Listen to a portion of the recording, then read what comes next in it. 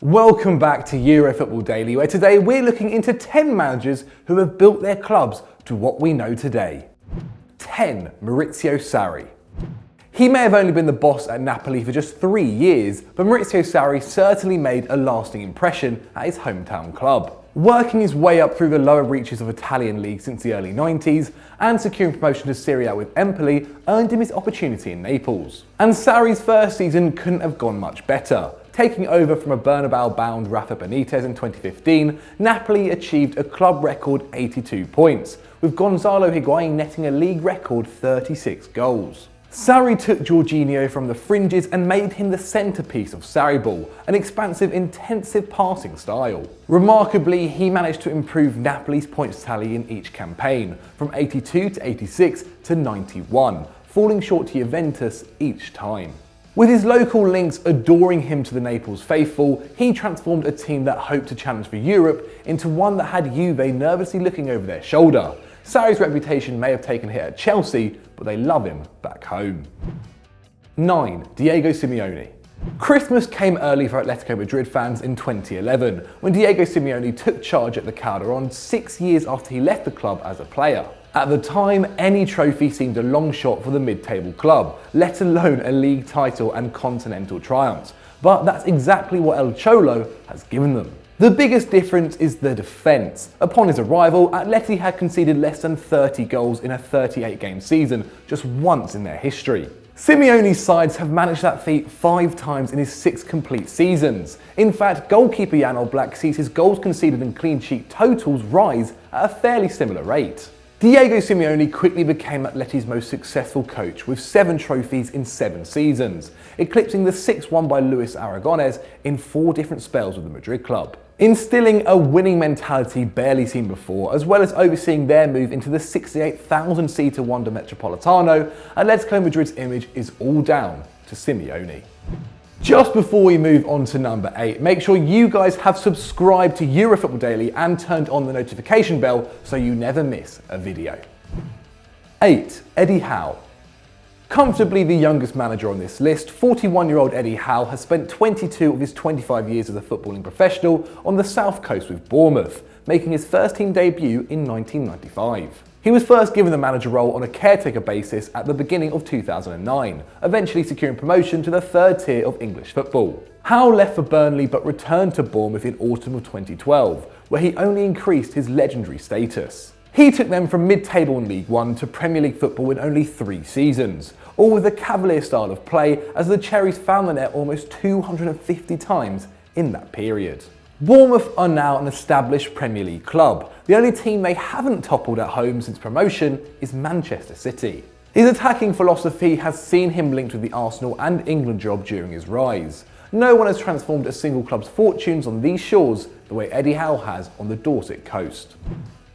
7. Jurgen Klopp. Coming off the 3rd best season in English football history, amassing 97 points with Liverpool, you could make a case for Jurgen Klopp rebuilding Liverpool to a level not seen for decades. But obviously, we're going to take a look at his time with Borussia Dortmund, where he turned a mid-table side into one of the most exciting teams to watch in Europe.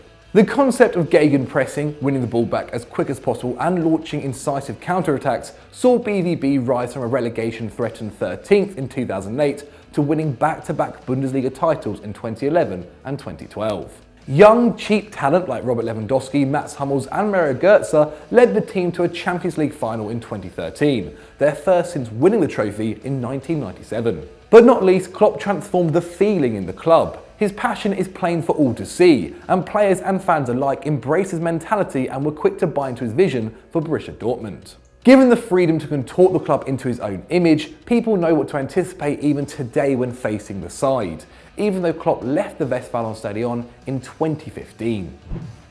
6. Mircea Lucescu. One of 2 entries in this list from Eastern Europe, Maurizio Lucescu managed the likes of Inter Milan, Galatasaray, Zenit St. Petersburg and his native Romania in a 40-year managerial career. Nowhere though did he stay longer at nor have more success with than his time managing Ukrainian giants Shakhtar Donetsk. Whilst the Miners had established themselves alongside Dynamo Kiev as one of the best 2 in Ukraine, they only had 1 league title to their name at the time of Lucescu's arrival in 2004.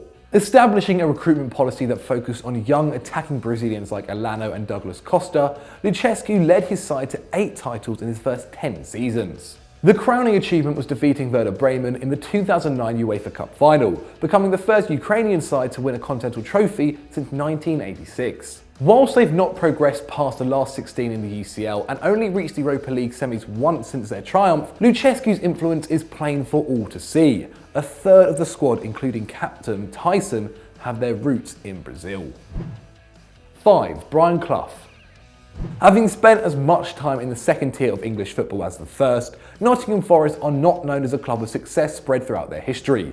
In fact, the bulk of their honours came under one man, Brian Clough, who managed the Reds between 1975 and 1993. Formerly of arch-rivals Derby County, Clough's first season ended with Forest in 16th place in the second division. 4 years later, he would lead his side to their first ever league title. His bullish working-class attitude fed through to his players, and Clough moulded them to fit his side. 1 league, 2 League Cups and 2 European Cups, all between 1977 and 1980, cemented Clough's status as club legend very early on. Not so much a master tactician as he was the archetypal managerial house, time slowly caught up with Clough. His last season ended with relegation in the first Premier League campaign, but Forest fans don't let that get in the way of their admiration for the man. 4. Arsene Wenger. It's hard to find someone who not only built a football club but also revolutionised an entire football culture in the way that Arsene Wenger did. Plucked from the Far East as a relative unknown, his appointment at Arsenal was met with scepticism through the footballing landscape. The club could not have looked more different before he was shown the exit in 2018. Wenger switched the trademark Arsenal playing style on its head, transforming the Gunners from a defensively astute side to one that plays attractive attacking football, spearheaded by the likes of Thierry Henry and Dennis Bergkamp. Wenger also overhauled the way the North London club used the transfer market, with Patrick Vieira the blueprint for the type of player the Frenchman wanted to recruit. Young, hungry, but most importantly cheap foreign talent, like teenagers Nicolas Anelka and Cesc Fabregas, and turning them into world beaters. The second half of Wenger's reign may not have been as successful as the first half, but his lasting effect on Arsenal is unquestionable. 3. Valeriy Lobanovskyi. Known as the Scientist, Valeriy Lobanovskyi first played for Dynamo Kiev, before managing the club in 3 separate spells for a total of 20 years between 1973 and his death in 2002. From compiling opponent reports to analysing player statistics, the Ukrainian-born Soviet was clearly ahead of his time, and Dynamo Kiev were the beneficiaries of this. In his first stint between 1973 and 1982, he oversaw the building of a new training complex that consisted of swimming pools, an advanced medical facility, and chambers that replicated high-altitude training. Lobanovskyi won 14 domestic trophies with Kiev before the collapse of the Soviet Union, when domestic competition was a lot stronger in the region. He was also the coach when Dynamo Kiev won their only 2 continental trophies, both Cup Winners' Cups, being the first Soviet side to triumph on the international stage. 5 more Ukrainian league titles followed at the turn of the century, before he died still a manager. Dynamo Kiev have somewhat stagnated since 2002 with the rise of Shakhtar Donetsk. Who knows how they'd be faring if the Scientist was still at the helm. 2. Roux. Besides those on this list, when you think of longevity at a club, you think of the likes of Matt Busby or Bill Shankly, but none of those hold a flame to Guy Roux. He took the reins at French third-tier side Auxerre in 1961 at the age of just 23, and didn't relinquish control for almost half a century, eventually retiring in 2005.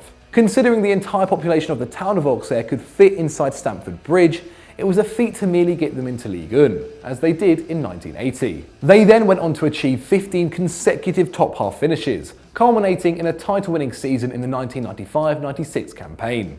AJA also picked up 4 Coupe de France, and even experienced continental success to an extent, reaching the 1993 UEFA Cup semi-finals. Not least, Roux was famed for his development of younger players, with the likes of Eric Cantona, Laurent Blanc and Djibril Cissé all spending some of their formative years under his tutelage. After 44 years at the helm, it's hard to think of anybody else who embodies a club like Guy Roux does with Auxerre.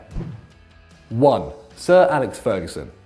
Being appointed as manager of Manchester United in 1986, it took a then knighthoodless Alex Ferguson 4 seasons to win any trophy, the 1990 FA Cup, and a further 3 until he won his first league title. In the modern era, you'd probably expect a manager of a top 4 club, as United were in the 1980s, to get the sack after a barren few seasons. So maybe the fact Fergie lasted as long as he did before his side started to dominate is a credit to the Old Trafford board. But it's not just because of the numerous trophies we put Sir Alex on this list.